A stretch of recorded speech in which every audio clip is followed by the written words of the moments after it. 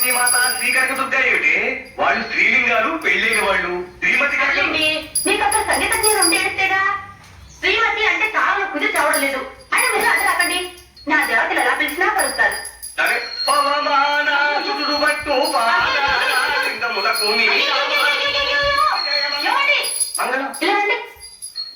నా పూజ ఇంకా సభైనా అయ్యారో లేదు, అప్పుడే పౌరాణం చెప్పి పారిపోతారండి. తొందరగా పూజ అయిపోవాలనా, త్వరగా ప్రకారం మింగేయాలనా? అది కాదే, ఇలా రా.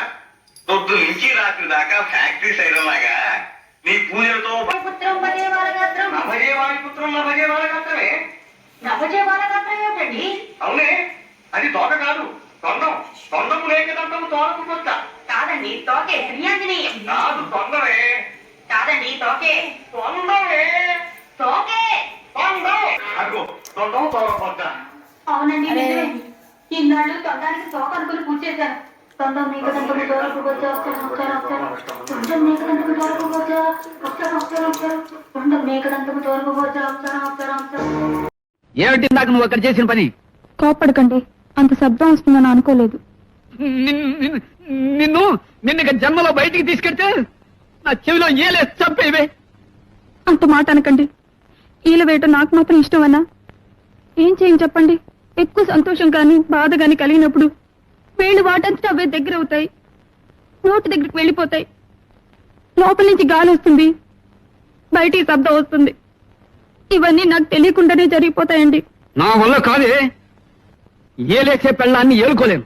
ఇవాళ రేపో వకీల్ గారిని కలిసి నీకు విడాకులు ఇచ్చేస్తా. అంటే ఏంటండి? కోర్టు వారు నీకు నాకు ఇక ఏ సంబంధం లేదని కాగితం ఇస్తారు. అది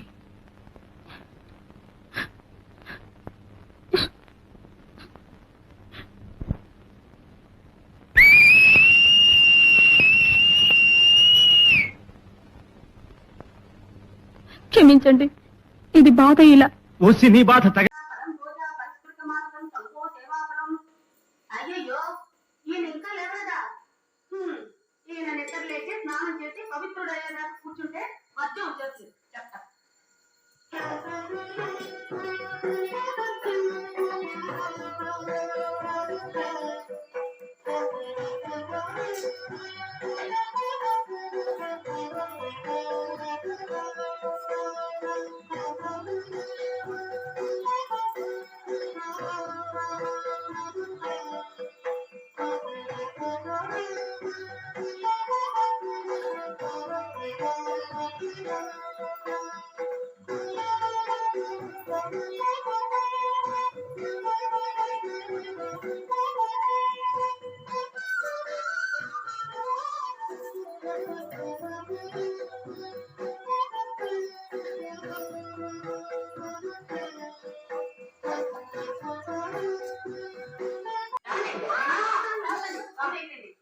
అభివృద్ధి అయిపోయేదాకా కాళ్ళు కలుపుకండి.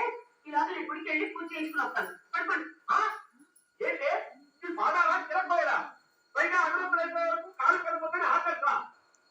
పెళ్లి తుప్పులో మీ నాన్న నా దగ్గరకు వచ్చి ఆడవాళ్ళు ఆపండి. ఈ కాలంలో కూడా ఎంతో మంది మహాపతివ్రతలు ఉన్నారు. ఉదాహరణకు ఒక్కరిని చెప్పగలరా? నేనే నేనే నేనే గులకరాళ్లను గుగ్గిళ్లు చేయగలరా? త్రిమూర్తులను బిడ్డల్ని చేసి అనసూయలా ఆడించగలరా? సావిత్రిలా యముడితో పోరాడగలరా? పోరాడతా, నిరూపిస్తా.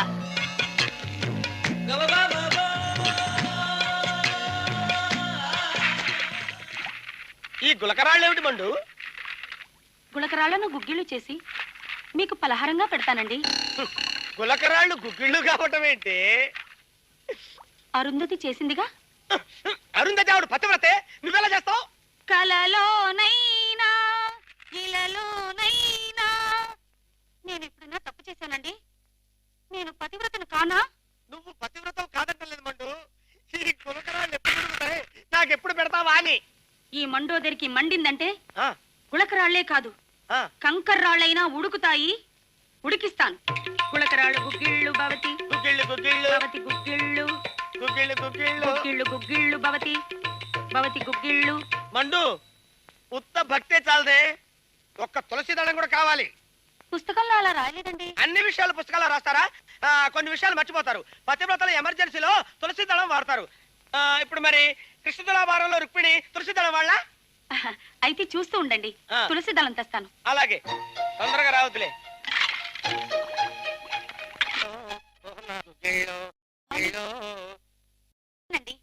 ఇందులో వేయమంటారా? వద్దు, పత్తిని కదా, నోట్లో పెట్టు.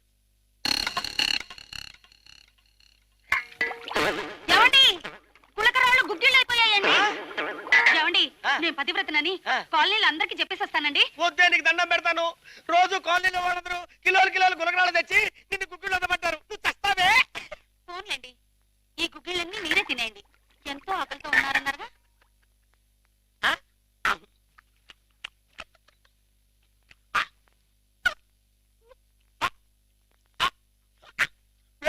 అలా ఎరుచు వెళ్ళి బెచ్చలు తీసావా?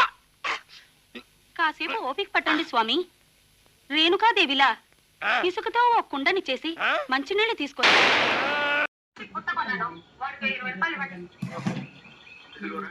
ప్లాస్టిక్ బకెట్ కొన్నాను, వీడికో 50 రూపాయలు ఇవ్వండి. వాషింగ్ పౌడర్ చీపురు కట్టలు కొన్నాను, వీడికో 30 రూపాయలు ఇవ్వండి.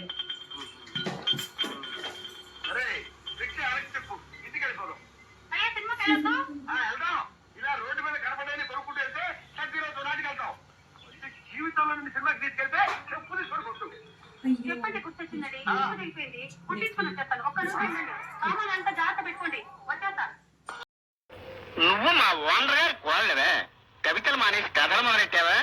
నేను నిజం చెప్తున్నాను, మీరు నమ్మి తీరాలి. గంగాధరం గారి కోడలు నేను.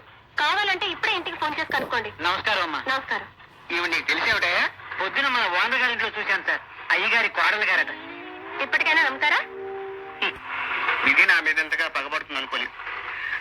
మీ కాఫీ కూల్ డ్రింక్స్ ఏమైనా తెప్పించమంటారా? వద్దులేండి, ఈ మధ్యన నేను కొత్త గేయం రాశాను, వినిపిస్తాను వినండి. గేయమా? వినిపించి గాయం చేయండి, తప్పదు కదా. నేను కవిని కానన్న వాణ్ణి కత్తితో పొడుస్తా. నేను కవిని కానన్న వాణ్ణి కత్తితో పొడుస్తా. నేను రచయిత్రిని కానన్న వాణ్ణి రాయెత్తి కొడతా. నేను రచయిత్రిని కానన్న వాణ్ణి రాయెత్తి కొడతా. ఉంది నీ కవిత్వం వింటుంటే నా స్వేదరంధ్రాలు అన్నిట్లోనూ సూదులు గుచ్చుతున్నంత సంబరంగా ఉంది. నర్నరాలన్నిటికీ నిప్పెట్టినంత ఆనందంగా ఉంది. మా మామగారితో చెప్తాను, వచ్చే వారం పత్రికలో ఈ గేయం వేయాలి. అలాగేనమ్మా, రాజే దంచుకుంటే దెబ్బలకు కొదవా. ఇన్నాళ్ళు ఈ వారపత్రికని నా సొంత పుత్రికలా చూసుకున్నాను. ఇక నుంచి ఈ వారపత్రికని వారపుత్రికలా తయారు చేస్తాను. తప్పుతుందే? ఈ పదార్థం గురించి వంట వార్త వేయాలి.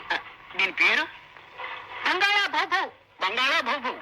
కుక్కలాహారమా? కాదండి, వెరైటీకి అలా పేరు పెట్టాను. కాస్త రుచి చూడండి. నేను రుచి చూడాలమ్మా. అలాగేనమ్మా. ఇదిగో, కోళ్ళ గారు ఇదేదో తినమంటున్నారు. పత్రిక జాగ్రత్త. స్టేట్ బ్యాంకులో నా బ్యాలెన్స్ 320 రూపాయలు ఉందని నా భార్యతో చెప్పు. తినండి.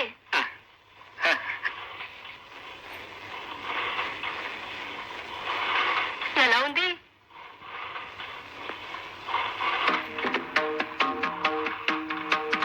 అసలు తాజ్మహల్ నేను ఎందుకు కట్టించాను? అశోకుడు ఆడుకోవడానికే కదా. మరి రోనాల్డ్ రేగన్ అలా అంటాడేమిటి? అంటే టిప్పు సుల్తాన్ మాటే నిజం అవుతుందా? ఏమో మరి. మా అమ్మాయి ఝాన్సీ లక్ష్మీబాయిని, మా అబ్బాయి ఎస్వి రంగారావుని అడగాలి. ఎవరక్కడ?